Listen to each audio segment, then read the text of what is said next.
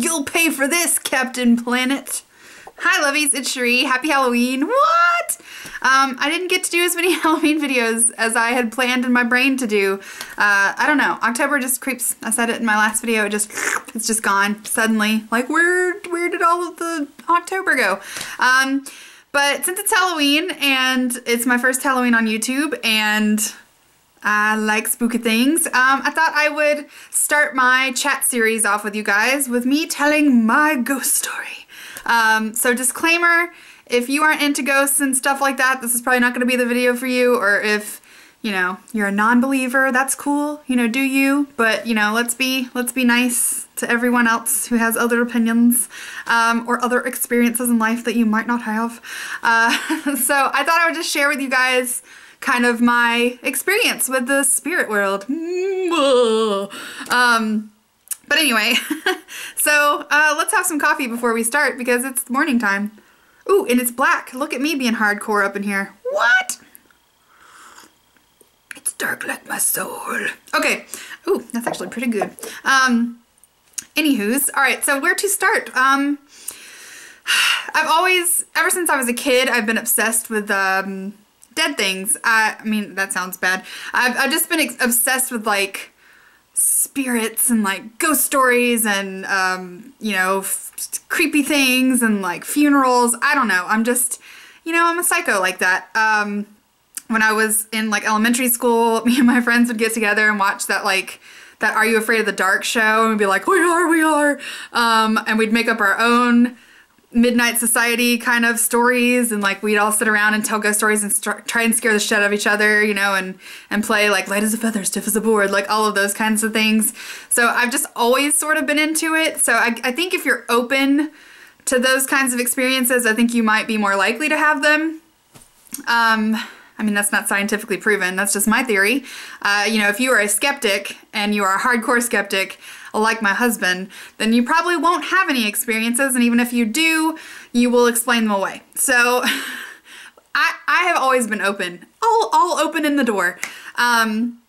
So ever since I was little, I would get what I call the wigglies, and if I felt a presence or if I felt like something was close to me, I would just feel kind of wiggly, like not quite goosebumps. I mean, I do get goosebumps, but more like you just feel that energy, like it's in there, and you're like, something is amiss up in this room, and I feel it.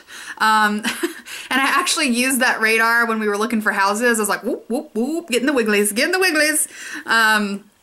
Like when we honeymooned in New Orleans. New Orleans is a very energy charged place anyway. It has rich history, a lot of negative history in some cases. And so like walking around New Orleans, I was just like, whoop, ah, whoop, ah. And we went and like visited like a plantation house. And when we were in like in the plantation house, like I was feeling nauseous and dizzy. Like it felt like everything was moving. I don't know. So I'm a little sensitive to spirit world. I don't talk to dead people, but I just feel like I can feel those changes in energy, if that makes any sense. All right. So all of that is like a prequel to the fact that I have seen them and I have heard them, and I do often. Okay, so let's start, I guess, when I was around 20. I was like a week out of high school. No, I was like 18. I was a week out of high school, and I was like, peace, mom. Not because I didn't like my mom or because I had a terrible home life, but I'm just mega independent, and I was like, I'm out of here, bitches. And I wanted to live on my own. So my boyfriend at the time and I got a house, and this house was old as the hills. It was like decrepit. I would never live in it at this age, but at, you know, 18, I was like, yes, freedom. And the rent was like mega cheap. It was like $200 or $300 a month, and it was like a huge house. It was like 3 bedrooms. It was not like a Victorian pretty house. It was just like a normal people house, but it was cheap, and it was dirty, and it was gross, and I would never live there now. But anyway, I definitely got the wigglies in there, but I just wasn't really aware that they were wigglies. And so we moved in, and we whatever, you know, we did, you know, 18-year-old things and had parties and people over, and like weird things would happen. Like the toilets would flush by themselves, or the faucets would be turned on when we would come into like a different room, and we all just kind of like explained it away, like, oh, it's an old house, It's got some shitty plumbing, you know, the things are probably loose, something sat on the toilet that was heavy enough to flush it, you know. We just kind of explained it away, and I just kind of whatevered it. And then it started getting uncomfortable for me to be there by myself. I would feel the wigglies when I was alone. I'm getting the wigglies just thinking about it. But like I would just be like in the house, and I would just not feel like I was by myself. I often talked to myself out loud. I mean, I do that anyway, but I would talk to things that definitely weren't there to try and get them to go away. Like I would acknowledge their presence and be like, could you leave me alone? And it just progressively got worse. So like one day I was sitting in our bedroom by myself because my boyfriend or whatever was at work, and I'm watching TV and doing something, like playing on, you know, whatever I was doing, I don't know, playing with things. And and I'm sitting there, and our dresser was like right next to our bed, which is right next to the side of my bed that I slept on. So I was sitting right there, literally like a hand's throw from the TV, and it was on, and it just turned off. Like I heard the button click, like not like, oh, power outage. I mean, like I heard the button go and it cut off. This was like a 1998 chunky TV. Like I don't even think I had the remote for it. Like you had to push the button to get it to cut off. And it clicked and it went off. And I was like, zoom, like flew out of that room. I was like, wah! You know, like, and I told my boyfriend at the time, and he's like, oh, you know, it's an old TV. You probably just thought you heard the click because it freaked you out. Like, whatever, like, calm yourself, slow your roll. So anyway, so like stuff like that would happen a lot. And then one night, me and my boyfriend and his little brother, who at the time I think was like 15 or 16, we were all sitting, well, I was sitting in our dining room. Let me try and explain how this layout works. All right, so if you're sitting at the dining room table, like here I am sitting at the dining room table, in front of me are two French doors that lead to a porch. To my left is the kitchen, where my boyfriend, or my, you know, whatever he was, and his brother are standing, and then to the right is a hallway that leads to the bedrooms, and then in this hallway there are 3 bedrooms and a bathroom on the left, so if that makes any logical sense. So at the very end of the hall is what I called my room, which is where I kept all my girly stuff, and then to the right of that was the master bedroom where we were, and then to the right next to that was his room where he kept all his man things. So I'm sitting there and they're talking about boy stuff or whatever they're talking about in the kitchen. I'm not really paying much mind to them. I don't know what I'm doing at the table, but again, I'm like, I'm involved in something. And I just get this, like, the wiggles. I get this feeling like there's something staring at me, like, oh, and all the lights in the hallway are off. And the bathroom light might have been on, but if it wasn't casting, like, much light in that area in the hallway. So I'm sitting there and I get that feeling like, oh, something is awry. There's things are going on. And I keep kind of looking to my right down the hallway because I feel like it's kind of on this side, and I'm just like, you know, I'm just kind of glancing over there. There's nothing there. I'm just feeling super uncomfortable, and I can't even like focus on what they're doing in the kitchen. Like I'm just kind of like, And I want to say like the 3rd or 4th time that I turned to my right to look down the hallway, there was something there. And I have never been so sure of something in my whole entire life. And I know I tell this story to like my husband and nobody believes me. That's fine. I saw it. It was like the outline of a person, but it was like solid black. I mean, it was very contrasting against the rest of the darkness of the hallway. And it was a person shaped. It wasn't just, I'm getting like chill bumps talking about it.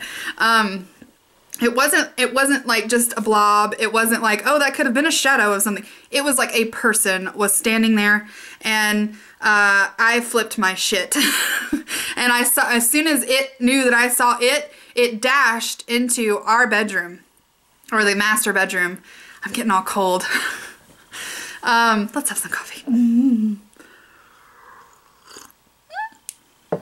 Okay, so it dashes into the bedroom or whatever. I flip, like I push myself from the table, my chair goes backwards, and I run. In the kitchen, there is a door that leads outside. Oh, that's another thing, is Oh no, that was after. We'll go from here. All right, so so I dash out of the kitchen, and of course my boyfriend at the time and his brother are like, where are you going? You know, like they think I've like been stung by a bee or like something's wrong with me, and I'm hyperventilating out in the driveway, and I'm like, I'm not going back in there. I'm not going back in there. And my boyfriend at the time is like, it's okay, like calm down. You probably just calm down. Like I will go check, just calm down. And you know, he said my face was white, and like he could tell by the look on my face that I saw something. So anyway, so he goes in to check, and me and the little brother are standing outside, and I'm like, I'm not going back in there. I'm not going back in there. And he's in there for maybe like 5 or 6 minutes, and then he runs out. And now I'll never know because I'm not him and I wasn't in there, but he says that he also saw something. He said that it was person-shaped and that it ran from the master bedroom to my bedroom, and like he saw like flashes, kind of like camera flashes, like 1 or 2, and then nothing. And so he was like, you know, I don't know what that was. I cannot explain it away. I cannot make you feel better because I also saw something and I don't know what I saw and I got nothing, you know? And so I don't want to live here anymore. Like I'm like, that is it. It has made itself known to me. I am done. I don't want to live here. But I also didn't want to move back in with my parents. And so I was like, okay, I'm just gonna deal. I'm gonna see what else happens.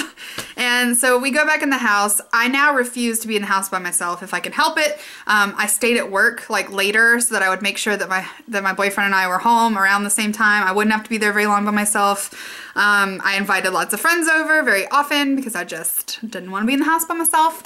And after that, I didn't see anything else. Like I didn't see another appearance of something, but weird stuff continued to happen. I, even today, am a door locker. I do not sit in my house like willy-nilly. Like I trust the world outside. I lock every door and every window, especially if I'm home. And more than likely, if I'm home by myself, I have a gun or a knife or some apparatus for shooting you in the face near me at all times. I'm not gonna show you, but I do. Because I'm uber paranoid about being broken into and like attacked because I have irrational fears. And that's just one of the many ones. But anyway, so I'm a door locker. So I would come home, and if my boyfriend wasn't home, I would come in that kitchen door and I would lock it because I'm a door locker. And more than once after that happened, I would come home from work, and usually I would come home from work, lock the door, piddle around, go to the bathroom, whatever, get changed, and then, you know, go watch TV. Well, I, on more than one occasion, came out of the bedroom, like, after changing out of my clothes, and that door, the kitchen door, was wide open. I mean, like, wide open. Not cracked. Like, somebody opened the lock, the door is hanging open, and I just... And the thing is, it wouldn't make any noise. I would just come around the corner, or sometimes I'd be watching TV, and I would just come around the corner, and this kitchen door is standing wide open, and there's nobody else home, nobody in the driveway, our neighbors aren't home. I mean, just creepiness. And so I started talking to it because I figured maybe we can have a relationship here. And I would just, it got to the point where I would just be like, can you go away, please? You're making me uncomfortable. And usually, like, the feeling would dissipate. Even saying this story, I feel crazy. But this is exactly what happened. All right, so that was that house ghost story. That is the closest I have come to an actual, that is my ghost experience. I saw it. I have no doubt in my mind, convinced you cannot change it. I saw it. It happened. Those things happened. Bible. But since then, I think because that kind of opened the door to my interest in the netherworld, I've been a little more, now I have more small experiences because I'm so, I believe. So, fast forward like 6 years, and I had another boyfriend, and I moved in with him in downtown Atlanta, and we were living in a brand new apartment complex. We were the first people to live in this apartment. They had just built them. They were brand new. No one else had lived in them. I was super pumped because I was like, yes, you know, we get to break in this gorgeous new apartment, you know, in the middle of Atlanta. It's really pretty. I feel so posh. And I started having night terrors, and I have very vivid dreams, and I often remember them, but this was like, I would see things when I was awake from my sleep, if that makes any sense. So like, I can remember 2 times, but there was more than once that I like flew out of the bedroom, and I don't know. I always felt uncomfortable in this apartment. Again, when I was by myself, just always felt weird. But I would wake up and I would see people at the foot of my bed, and you know, maybe it was a dream. Maybe I was having like a waking nightmare. I know those do exist. I do have sleep paralysis. Sometimes my body will wake, or my mind will be awake, but I can't wake my body up, which is, by the way, the most scariest fucking thing on the planet. So I do have like a very vivid brain activity when I'm sleeping, but once I woke up and there was a woman sitting at the foot of my bed, and she had on like a nightgown that was like old school, like a shift almost kind of nightgown, and she didn't say anything to me, but she scared me, and I was like, ah! And she disappeared, and of course my boyfriend at the time was like, what? You know, and there's nothing there. Just me being crazy. And then another time there was a man, and he was an older man, and he had gray hair, and he had on like a suit, but not like a tuxedo, but like a nice like Sunday suit. And he gave me the creepies. He didn't seem very nice. And when I woke up and saw him there, I kicked him. Like, I kicked at him because he was really freaking close to my feet, like really close, and I like kicked at him, and I never really saw him again. And that was another thing, is in that apartment, I would always lock the doors, and I never liked going in our bathroom, which was weird. I always felt like somebody was staring at me in the bathroom, which is the worst place you want to be stared at. So that was my ghostly experiences in that apartment. And then, since then, I've done a lot of, you know, I've heard that you can open up your like third eye so you can speak to spirits. Like if you're that connected to them, obviously it's in there. You can just open it up.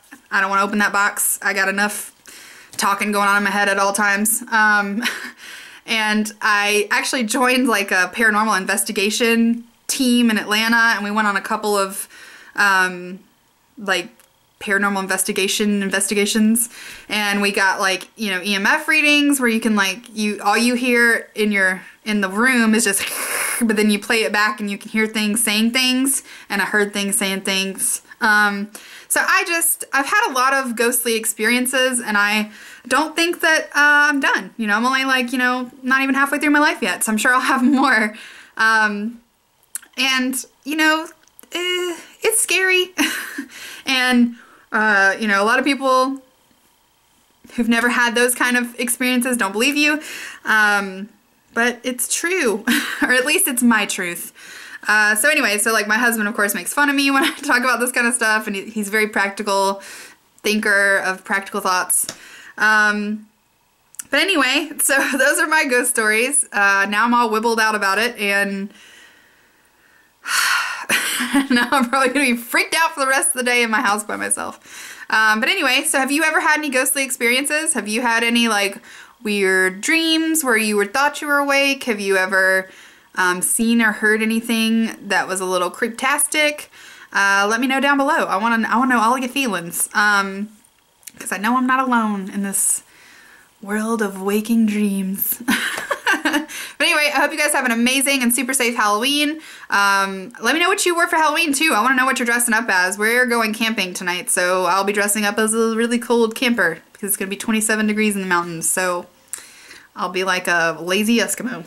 But I hope you guys have a great weekend, and I'll see you later. Bye! Boo!